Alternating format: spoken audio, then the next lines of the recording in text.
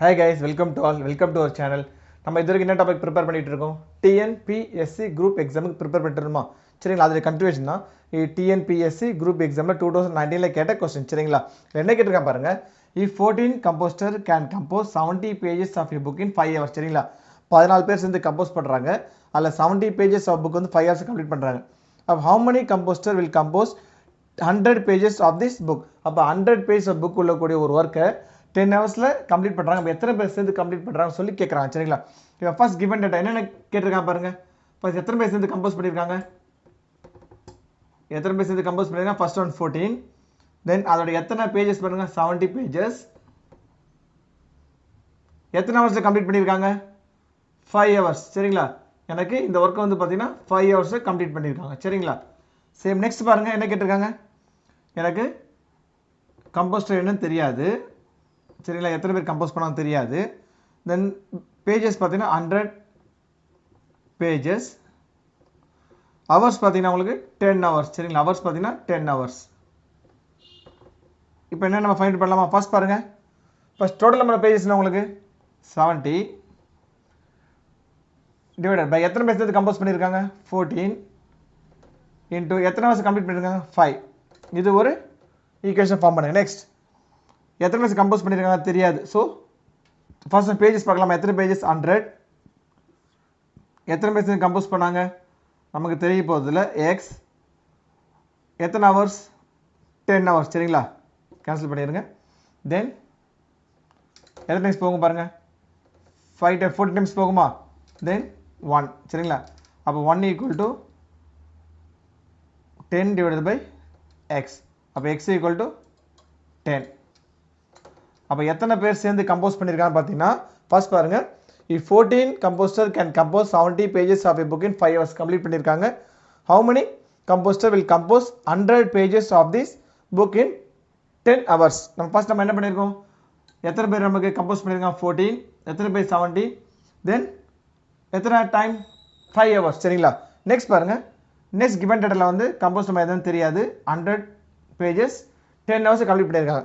நம்ம ரெண்டு equation form பண்ணோம். தென் நான் finally we get x equal to 10. அப்போ எத்தனை பேர் சேர்ந்து கம்ப்ளீட் பண்ணியிருக்காங்கன்னா 10 பேர் சேர்ந்து 100 பேஜ் வந்து 10 ஹவர்ஸ் கம்ப்ளீட் பண்ணியிருக்காங்க. சரிங்களா கைஸ், தேங்க்யூ.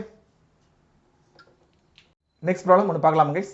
நெக்ஸ்ட் பாருங்க, the simple interest on rupees 7500 at 8% per annum per 1 year 6 month சொல்லி கேட்டிருக்காங்க. சரிங்களா, அப்போ இந்த மாதிரி ப்ராப்ளம் பாருங்க, என்ன கேட்டிருக்காங்க பாருங்க. the simple interest on rupees 7500 at 8% per annum then per 1 year and 6 month. அப்போ 1 year and 6 monthக்கு டோட்டலா நம்பர் ஆஃப் டியூரேஷன் எவ்வளவு சொல்லி கேட்டிருக்காங்க. சரிங்களா, இப்போ இதுல பாருங்க, நம்ம ஃபார்முலா தெரியும். Simple interest SI equal to PNR divided by 100. சரிங்களா, PNR டிவைடட் பை 100. சரிங்களா, இப்போ என்ன கேட்டிருக்காங்க, எனக்கு என்னுடைய பிரின்சிபல் என்ன கேட்டிருக்காங்க பாருங்க. இதுல that means 7500 into n means the duration year. எத்தனை இயர் பாருங்க, per 1 year and 6 month. அப்போ 1 year and 6 month தான். 1 yearக்கு 1, 6 வந்து மாஃப் எடுத்துக்கலாமா? அப்போ 1.5 எடுத்துக்கலாமா? 1.5 into r means 8 divided by 100. இப்போ என்ன பண்ணலாம் பாருங்க, கேன்சல் பண்ணலாமா? ரிமைனிங் பாருங்க, எனக்கு 75 into 1.5 into 8. 75 into 8 600 into 1.9. so finally we get 900. அப்போ simple interest SI equal to we get the answer 900. சரிங்களா, புரியுதா கைஸ்? என்ன சொல்ல, the simple interest on rupees 7500 at 8% per annum per 1 year and 6 months சொல்லி கேட்டிருக்காங்க. சரிங்களா, அப்போ simple interest ஃபைண்ட் அவுட் பண்ண சொல்லியிருக்காங்க. அந்த என்னுடைய பிரின்சிபல் ப்ராடக்ட் வந்து எவ்வளோ காஸ்ட் 7500 at 8% per annum. சரிங்களா, எனக்கு 8% ஒரு வருஷம் எனக்கு கொடுத்துருக்காங்க. And per 1 year and 6 month. அப்போ 1 year 6 எப்படி கால்குலேட் பண்ணலாம் பார்த்தா 1 இயருக்கு 1 எடுத்துங்க, 6 வந்து 0.5 எடுத்துக்கலாமா? சரினா பாதி அதில். அப்போ 1.5. அப்போ எனக்கு number of duration n means 1.5 PNR divided by 100 then we get the final answer. புரியுதா கைஸ்? சரிங்களா, தென் P ஓட வேல்யூ தெரியும், n and r divided by 100 சிம்பிளா எனக்கு கால்குலேட் பண்ணி நம்ம எடுத்து வந்துடலாம். சரிங்களா, தென் SI equal to 900. புரியுதா கைஸ்? தேங்க்யூ. நெக்ஸ்ட் ப்ராப்ளம் ஒன்று பார்க்கலாம் கைஸ். நெக்ஸ்ட் பாருங்க, cricket player Stoinis average in first 30 matches for 72 runs. சரிங்களா, அவருடைய ஆவரேஜ் 30 மேட்ச்ல வந்து 70 ரன்ஸ் சொல்லி கொடுத்துருக்காங்க. ஆஃப்டர் 31 மேட்ச் 31 மேட்ச்ல இஸ் ஆவரேஜ் ரைஸ் as 73. அவருடைய ஆவரேஜ் என்னது 72ல இருந்து 73 ஆயிடுச்சு. சரிங்களா, தென் how many runs did he make in 31st match அப்ப சொல்லிக்கிட்டேன் அப்போ 31st matchல அவருடைய ஆவரேஜ் என்னன்னு சொல்லி கேட்டிருக்காங்க. இதான் நம்மளுடைய கண்டுபிடிக்க போறோம் சரிங்களா. இல்ல ஃபர்ஸ்ட் நம்ம எடுத்துலாம் பாருங்க. ஃபர்ஸ்ட் 30 மேட்சஸ்ல அவருடைய ஆவரேஜ் என்னவா இருக்கு? 72 இருக்கா? 72 பிளஸ் நெக்ஸ்ட் 73ல நமக்கு என்ன ஆவரேஜ் நமக்கு தெரியாது. சோ பிளஸ் x எடுத்துக்கலாம் சரிங்களா. ஹோல் டிவைடட் பை டோட்டல் உங்களுக்கு ஆஃப்டர் 30 மேட்ச் கேட்டிருக்காங்க. 30% divided by 30% equal to 30 match அவருடைய ஆவரேஜ் என்ன? 73 சொல்லி கொடுத்திருக்காங்க. இவ்வளவுதான் சரிங்களா. இதான் என்னோட ஃபார்முலா. இப்போ என்னன்னு பாருங்க. ஜஸ்ட் மல்டிப்ளை பண்ணலாமா? 30 into 72 0 6 0 21 2160 அப்போ 2160 plus x சரிங்களா divided by 31 equal to 73. இந்த 30 நம்ம என்ன பண்ணலாம் பாருங்க. 2160 plus x equal to 31 73 into 31 எடுத்துக்கலாமா? டிவைடட் பை 31 நமக்கு ஈக்குவல் டு வெளிய எடுத்தோம்னா நாம மல்டிப்ளிகேஷன் மாறிடும் சரிங்களா. அப்ப 73 into 31 என்னன்னு பாருங்க.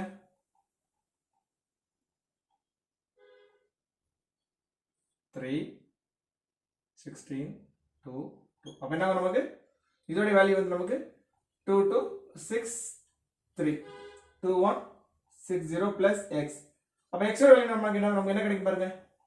x equal to 2263 minus 2160 அப்ப என்ன ரிமைனிங் நமக்கு 103. அப்ப x equal 103. அப்ப 31st மேட்ச்ல டோனியோட ஆவரேஜ் நமக்கு என்னன்னு பாத்தீங்கன்னா 103.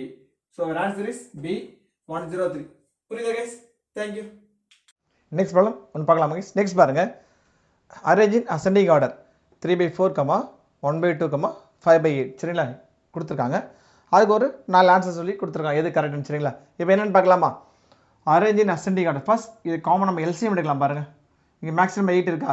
அப்போ அங்கே 8 வரதுக்கு என்னென்ன பண்ணலாம் சொல்லி பார்க்கலாம். ஃபர்ஸ்ட் பாருங்க 3 into 4 to side 2 divided by 4 into 2 சரிங்களா. கமா இங்கே பாருங்க 1 into 4 divided by 2 into 4 comma இங்கே ஒன்றும் ப்ராப்ளம் இல்லை 5/8 சரி. அப்போ என்ன 6 divided by 8 comma 4 divided by 8 comma 5 divided by 8 சரிங்களா. அரேஞ்ச் இன் அசெண்டிங் ஆர்டர் கம்மியான நம்பர்லேருந்து அதிகமான நம்பர் சரிங்களா.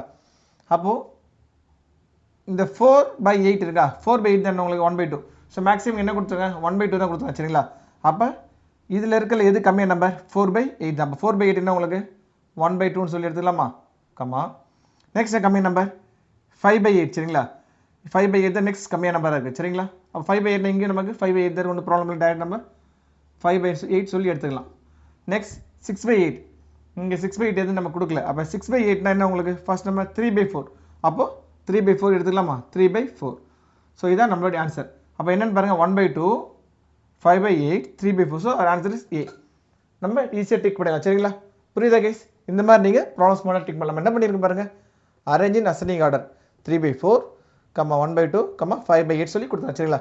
The first we are going to choose the LCM. The maximum number is 8. So I am going to multiply with the help of the first number is 2. 4 2s are 8. The next number I am going to multiply with the help of 4. That means 4 2s are 8. So finally we get 6/8, 4/8, then 5/8. Okay. The minimum number is 4/8. 4/8 means in place of 4/8 I am going to substitute 1/2. Then 5/8. Then next number is 6/8. 6/8 means 3/4. The lowest number is 3/4. So I am get this here 1/2, 5/8, 3/4. Ascending order. Smaller number to bigger number in place of given sequence. Okay. Thank you guys. Thank you. Next problem ஒன்று பார்க்கலாமா? Next பாருங்க. In a T20 cricket match, Raju hit a 10 times out of 50 balls. சரிங்களா? 50 ballsல 6 அடிச்சிருக்காரு. He played. If a ball was selected at random, ball வந்து ரேண்டமாக choose பண்ணி தான் 6 போயிருக்கு. Find the probability that he will not have hit a 6. சரிங்களா? Find the probability கேட்டுறாங்க. அவர் 6 எப்போலாம் அடிக்கலன்னு சொல்லிட்டு. Then இதில் பாருங்க. In a T20 cricket match, Raju hit a 6 times. Raju hit a 6 at 10 times out of 50 balls. சரிங்களா? அப்போ total number of balls என்ன உங்களுக்கு? Total number of n of t. Total number of ball equal to 50.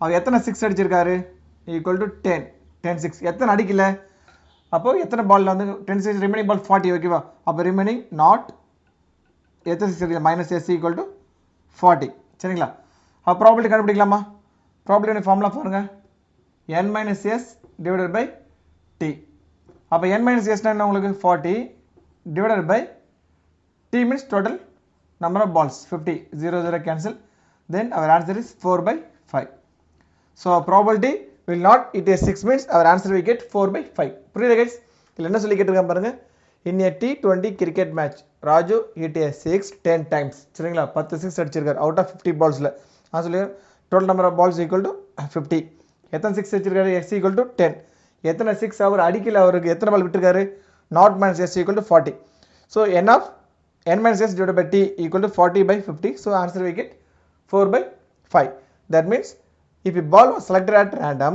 find the probability that he will not have hit a 6 so எத்தனை பால் 6 அடிக்கலன்னு எத்தனை 6 எத்தனை பால் 6 அடிக்கல அவருடைய probability randomly கேட்டா 4 by 5 சரிங்களா இதான் இதோட ரேஷியோ புரியுதா guys thank you